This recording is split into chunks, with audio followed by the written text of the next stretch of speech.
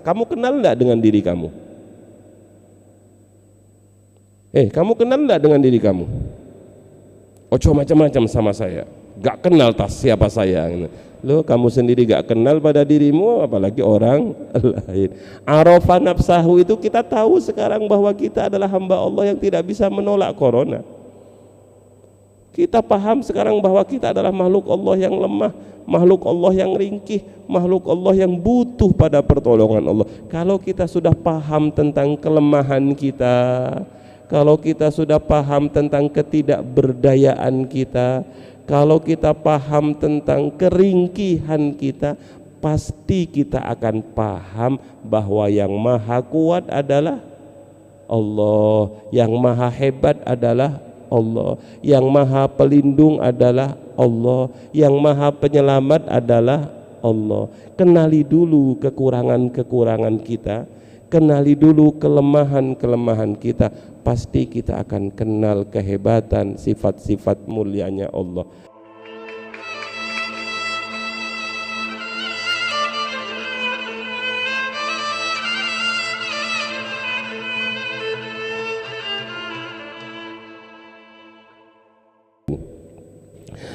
Munajat yang keempat. Bismillahirrahmanirrahim. Ilahi, ilahi, minni ma yaliku bilu'mi, minni ma yaliku bilu'mi, wa minka ma yaliku bikaromika. Ini kalau berdoa, ilahi minni ma yaliku bilu'mi wa minka ma yaliku bikaromika. Kalau diartikan secara sederhana, duh Tuhanku, wahai Tuhan kami, minni ma yaliku bilu'mi, yang keluar dari diriku adalah sesuatu yang sesuai, adalah sesuatu yang sesuai dengan sifat rendahku, sifat hinaku. Wa minka, sedangkan yang keluar dari panjenengan ya Allah, ma yaliku, sesuatu yang pantas, bikaromika, dengan sifat mulyamu, dengan sifat lomanmu. Sampun? Terjemahnya sudah? Yang keluar dari diri saya adalah sesuatu yang pantas dengan sifat rendah saya, sedangkan yang keluar dari panjenengan adalah sesuatu yang sesuai dengan sifat mulia panjenengan, yang sesuai dengan sifat loman panjenengan. Sudah nggih tulisannya? Ayo kita bahas satu persatu. Munajat yang keempat ini, Asy-Syaikh Ibnu Athaillah As-Sakandari, anak-anakku, masih merendahkan dirinya, menghinakan dirinya, menaruh dirinya dalam bumi kerendahan, dalam bumi ketawaduan. Walaupun kita tahu beliau adalah Al-Karim Ibn Al-Karim, orang mulia karena memang anaknya orang mulia, murid dari orang-orang yang mulia, tapi beliau tidak mengakui kemuliaan itu, apalagi menyampaikan kemuliaannya di hadapan Zat yang maha mulia. Beliau sangat rendah, beliau sangat tawadhu, sehingga beliau orang yang sangat baik itu, yang keluar dari diri beliau adalah hal-hal hebat, yang keluar dari beliau adalah hal-hal yang luar biasa. Salah satunya yang beliau keluarkan dan ditinggalkan sampai saat ini adalah kitab Al-Hikam ini. Luar biasa ini, bukan orang sembarang orang nulis Al-Hikam seperti ini. Lah orang yang seperti itu loh nak mulianya, orang yang seperti itu loh hebatnya, ketika di hadapan Allah beliau mengatakan minni mayaliku bilu'mi, wahai Tuhanku, yang muncul dari diri saya Ibnu Athaillah adalah sesuatu yang hina, adalah sesuatu yang rendah, sesuai dengan kehinaan saya, sesuai dengan kerendahan saya.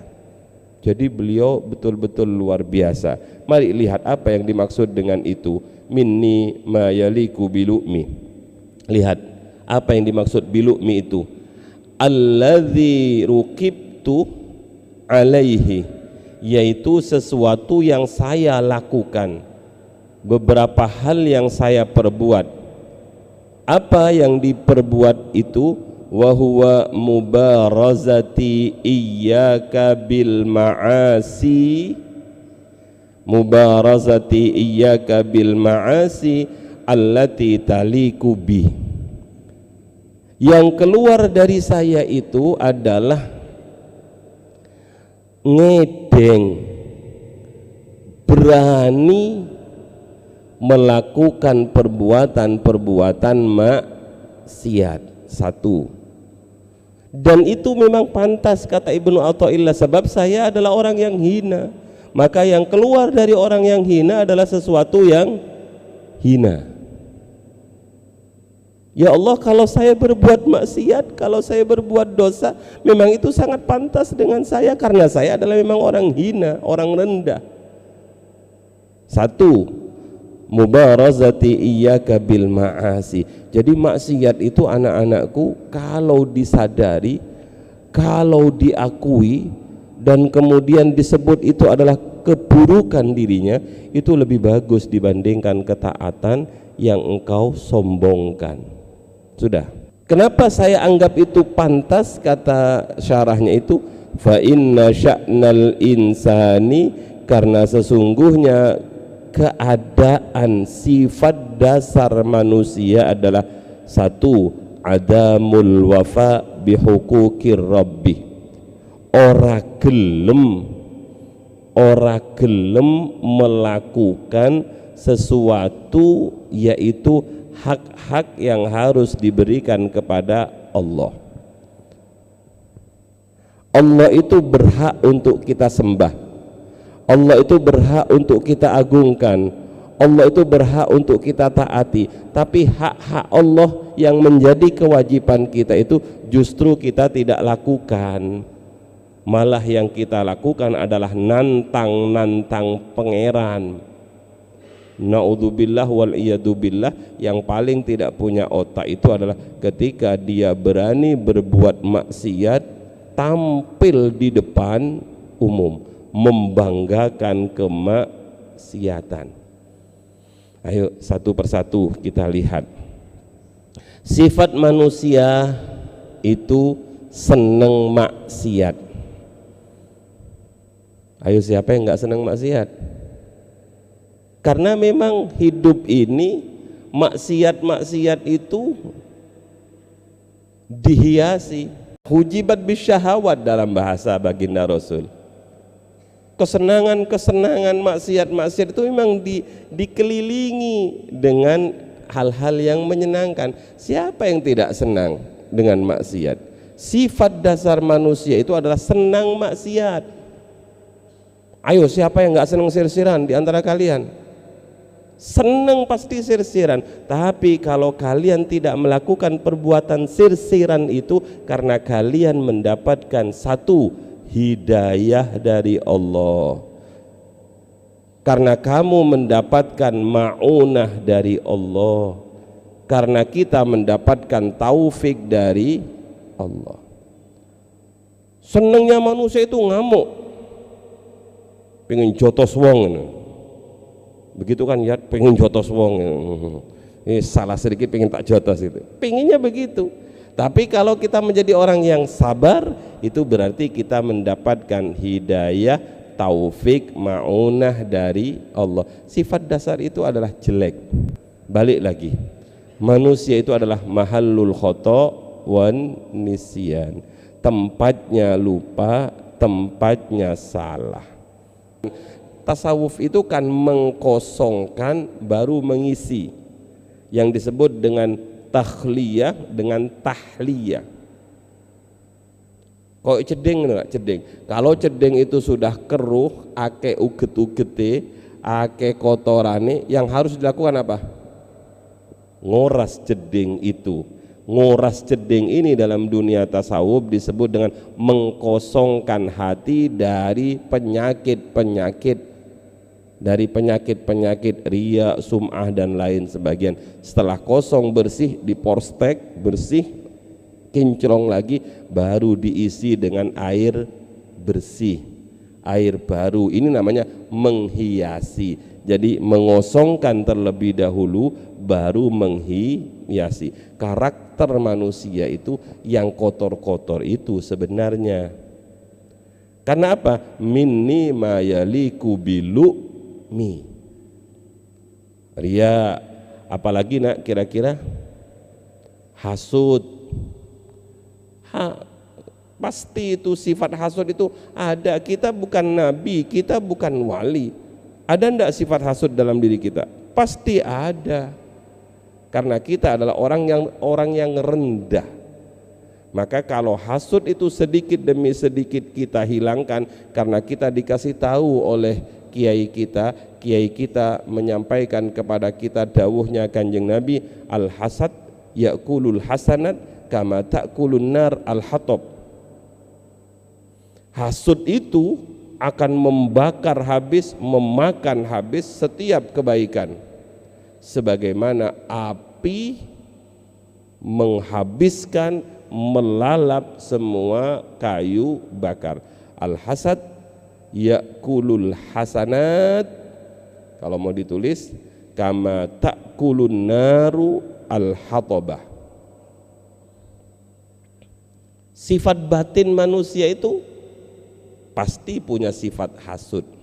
Nah, bagaimana caranya? Kita mohon kepada Allah agar kita tidak dijadikan orang yang senang hasud. Apalagi kira-kira watak dasar manusia itu dalam hati maksiat batin itu senengannya adu-adu. Seneng adu-adu. Sewenang kalau melihat orang berkonflik. Padahal an-namimah itu luar biasa. An-namimah itu pernah kan suatu saat terjadi ketika Nabi Musa melakukan istighosah kubroh, karena waktu itu tidak turun hujan, maka beliau melakukan apa yang disebut dengan istisqa, meminta hujan. Nabi Musa mengerahkan rakyatnya ke sebuah lapangan berdoa. Yang mimpin Nabi Musa, Nabi wa kallamallahu Musa taklima, seorang yang dalam bahasa Al-Quran satu-satunya Nabi yang wa kallamallahu Musa taklima, maka beliau disebut kalimullah. Tapi begitu berdoa minta hujan, ya Allah hujan, ya Allah hujan, ya Allah hujan, tambah panas, gak hujan-hujan. Kata Nabi Musa, kok gak hujan-hujan sih ya Allah. Kemudian karena Allah biasa dawuh dengan Nabi Musa, lah Musa, bagaimana saya menurunkan hujan? Karena jamaahmu itu ada seorang provokator. Sekarang biasa provokator itu sekarang menjadi sekolah tersendiri. Provokator, ada orang namam. Kata Nabi Musa, marah Nabi Musa. Nabi Musa itu kan dulu pernah marah, ngantem orang sampai meninggal kan, ngantem orang, makanya ada ayat wa idza batostum jabbarin, ngantem orang sampai mati, akhirnya dikejar-kejar oleh tentara itu Nabi Musa. Saya tidak bahas itu. Marah Nabi Musa, lah ya Allah, tunjukkan siapa yang suka adu-adu itu. Katanya Allah, sah, ya opo sampean iku, saya ngelarang adu-adu, sampean minta agar saya adu-adu. Kalau saya sampaikan siapa yang adu-adu, kan nanti saya namanya adu-adu juga. Oh nggih ya Allah, ngapunten gitu. Kiai kok disuruh adu-adu. Akhirnya Nabi Musa bilang, hei yang adu-adu, ayo semuanya istighfar. Astagfirullahaladzim, istighfar semua. Makanya salah satu cara untuk menolak bala itu adalah istighfar. Sebagaimana dawuh Allah, wa ma kana Allahu liyu'adzibahum wa anta fihim wa ma kana Allahu mu'adzibahum wa hum yastaghfirun. Allah tidak akan menurunkan bencana, wabah, bala dan lain sebagainya apabila Nabi Muhammad ada di tengah-tengah kita. Apabila Nabi Muhammad berada di tengah-tengah kaum itu. Lah sekarang Nabi Muhammad tidak ada anak-anakku, maka bagaimana caranya? Undang Nabi Muhammad. Karena Nabi Muhammad tidak perlu pakai transportasi udara. Nabi Muhammad tidak perlu lewat bandara yang sekarang harus ketat seperti itu. Setiap orang yang bersolawatan dengan ikhlas, khusyuk, khudu, maka Rasulullah pasti datang. Dan setiap Rasulullah datang, maka tempat itu akan menjadi aman. Maka hari ini kita memperbanyak istighfar kepada Allah. Istighfar, tapi ingat dalam dunia tasawuf kadang-kadang istighfar itu butuh diistighfari. Sebab kadang-kadang kita beristighfar tapi kadang-kadang juga ada unsur pamirnya. Maka istighfar itu butuh istighfar. Istighfar berikutnya butuh pada istighfar. Artinya enggak mari-mari istighfarnya. Terus ayo. Dan semua penyakit-penyakit hati itu banyak pembahasannya. Itulah yang disebut dengan minni mayaliku bilu'mi. Yang kedua, sifat rendah saya, sifat hina saya, kata Ibnu Athaillah adalah adamul wafa bihuquqir rabbi. Seneng maksiat. Yang kedua, adamul wafa bihuquqir rabbi. Ora gelem nuhoni hak-hakipun Allah. Allah berhak untuk disembah. Allah berhak untuk ditaati. Allah berhak untuk tidak disyiriki. Allah berhak untuk tidak diriyai.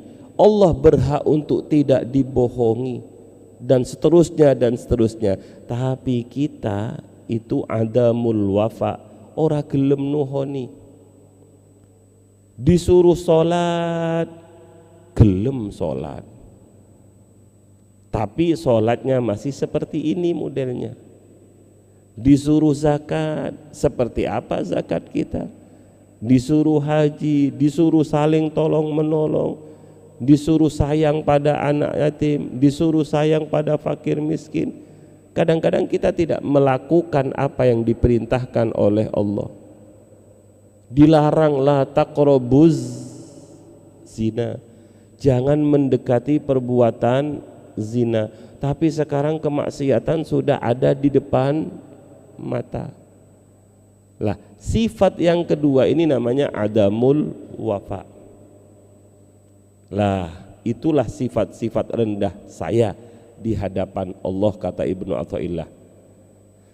Tapi di sisi lain, kalau saya ini rendah, yang keluar dari saya adalah barang rendah, barang hina, tapi ya Allah, wa minka ma yaliku bikaromika.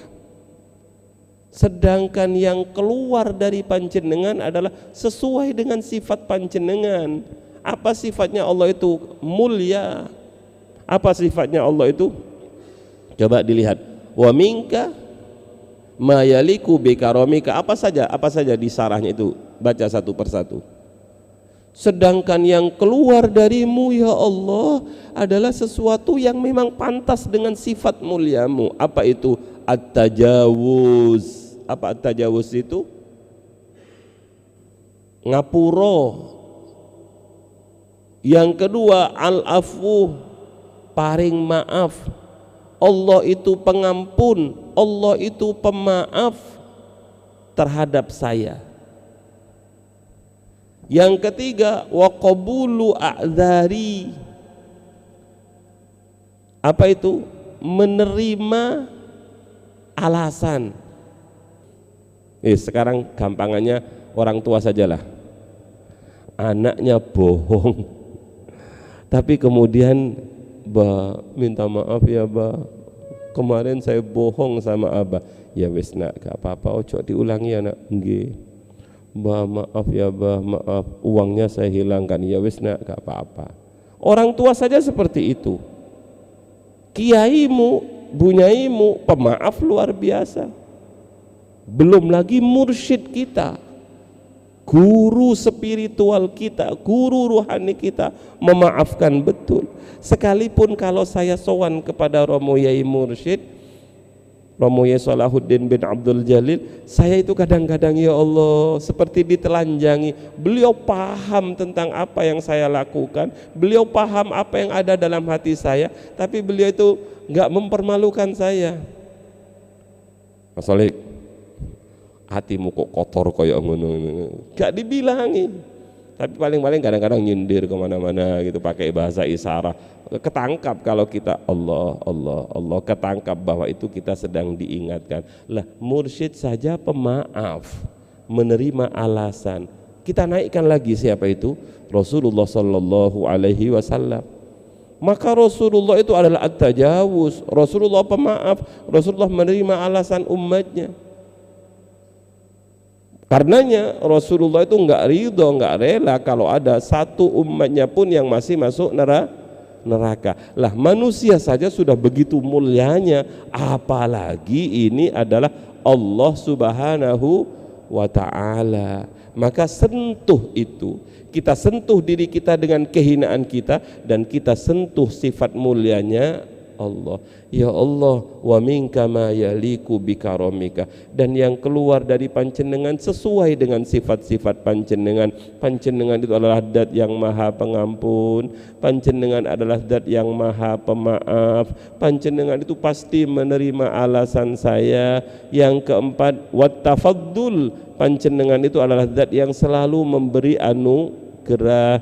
Yang ketiga, yang keempat, yang kelima, panjenengan itu adalah zat yang selalu berbuat baik pada saya, walaupun saya terus berbuat jelek.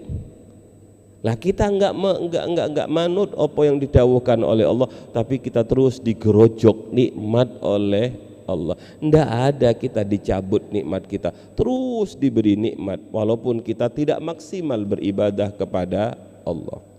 Yang kelima, wadaf'ul alam, panjenenganlah yang menolak penyakit. Yang terakhir ini digaris bawahi anak-anak, yang terakhir ini digaris bawahi. Bagaimanapun setiap musibah itu, zaharal fasadu fil barri wal bahri bima kasabat aydin nas.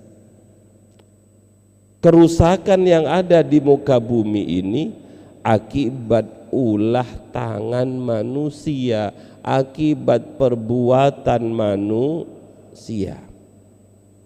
Sudah itu garis besar. Perbuatan, kenapa ada banjir? Karena ada tangan-tangan yang tidak bertanggung jawab membabati hutan, membuang sampah sembarang di kali-kali. Itu zaharul fasadu bil bar. Kenapa ada corona misalnya? Karena biasa makanannya tidak bersih, hidupnya tidak bersih, dan lain sebagainya. Tapi anak-anak, tidak ada yang bisa menolak musibah ini kecuali zat yang menciptakan musibah. Siapa itu? Allah Subhanahu wa ta'ala.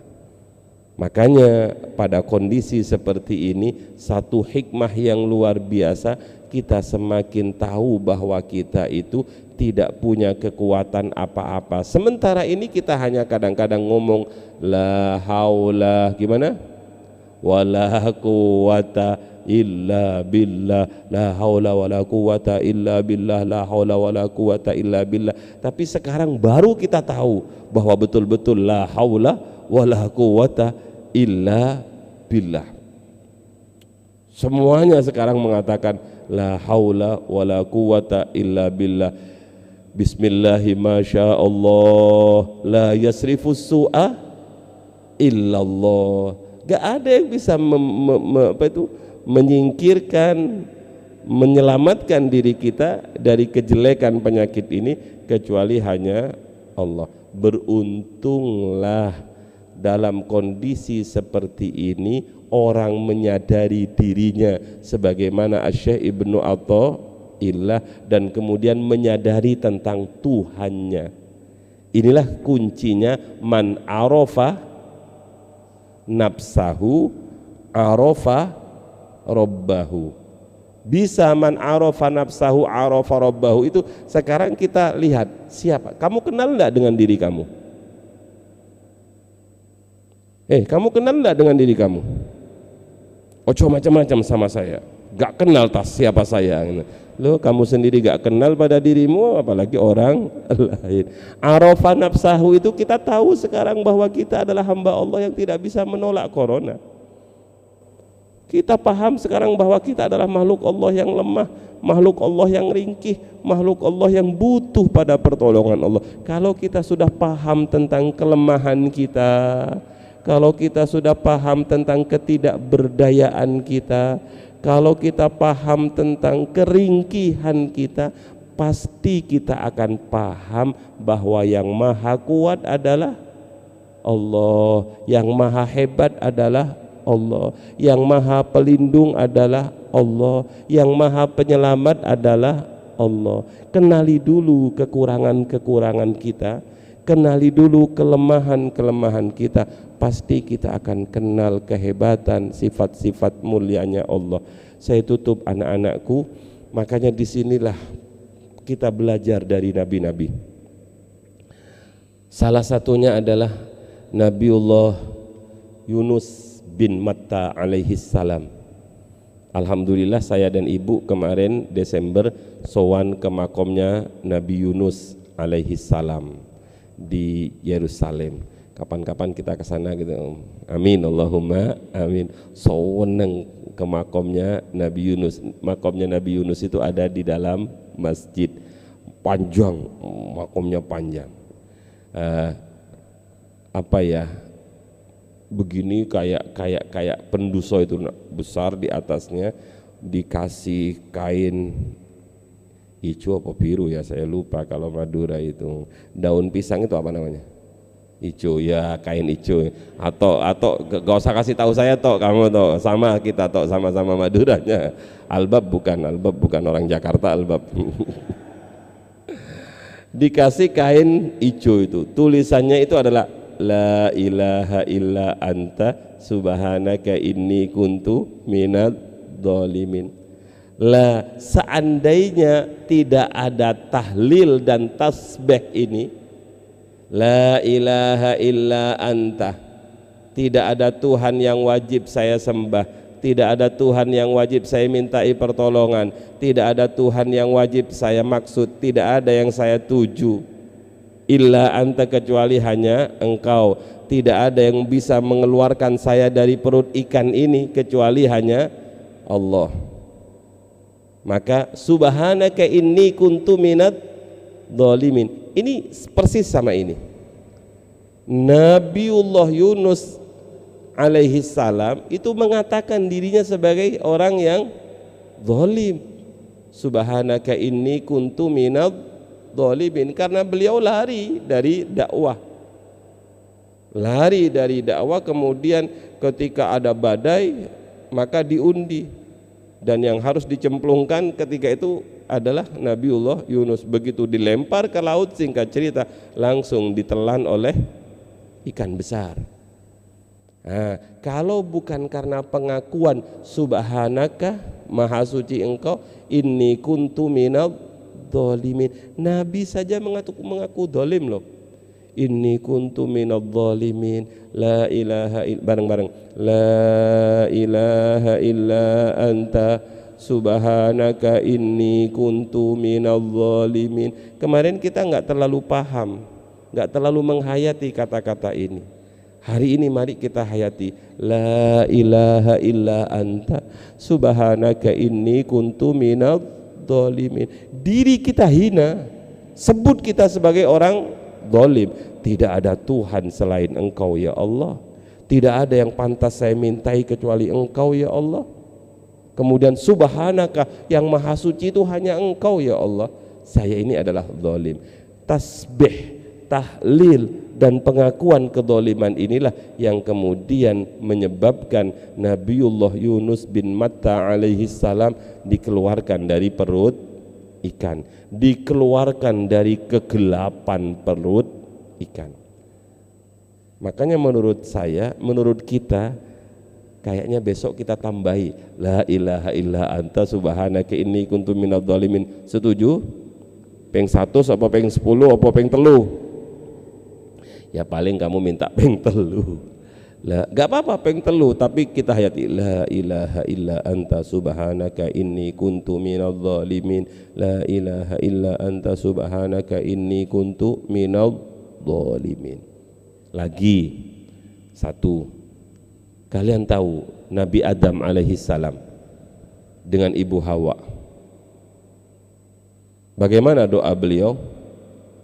Rabbana zalamna anfusana wa illam taghfir lana wa tarhamna lanakunanna minal khasirin. Ayo kita lihat satu persatu bahasanya. Pengakuan Rabbana, Engkau adalah Tuhanku, tidak ada Tuhan selain Engkau. Sedangkan saya ini ya Allah, zalamna anfusana, sudah dibilangi jangan mendekat, wala taqraba hadhihi syajarata fatakuna minadz zalimin. Sudah dibilangi jangan mendekati, malah mendekat. Berarti saya ini adalah orang yang zalim. Kenapa disebut zalim? Adamul wafa bihukukir rabbi. Tidak manut, disuruh jangan dekat malah makan. Maka beliau mengakui Rabbana zalamna anfusana. Kemudian Allah disebut dengan hal yang mulia karena Allah Maha Pemaaf. Wa illam taghfir lana, Engkau adalah zat yang Maha Pengampun. Kalau Engkau tidak mengampuni saya, wa tarhamna, Engkau adalah zat yang Maha Rahim, yang Maha Penyayang. Kalau Engkau tidak menyayangi saya, ada dua kata, kalau Engkau tidak mengampuni saya ya Allah, kalau Engkau tidak menyayangi saya ya Allah, lanakunanna minal khasirin, maka saya akan menjadi orang yang rugi ya Allah. Jangan jadikan saya orang yang rugi ya Allah, karena saya sadar Engkau adalah zat pengampun, karena Engkau adalah zat pemaaf. Ini namanya wa minka mayaliku bikaromika. Paham ya nak? Sing pinter ngerayu, sing pinter ngerayu siapa? Ngerayu Allah Subhanahu wa ta'ala. Bagaimana cara ngerayu Allah Subhanahu wa ta'ala? Sebut sifat-sifat rendah kita dan sebut sifat mulia-mulianya Allah.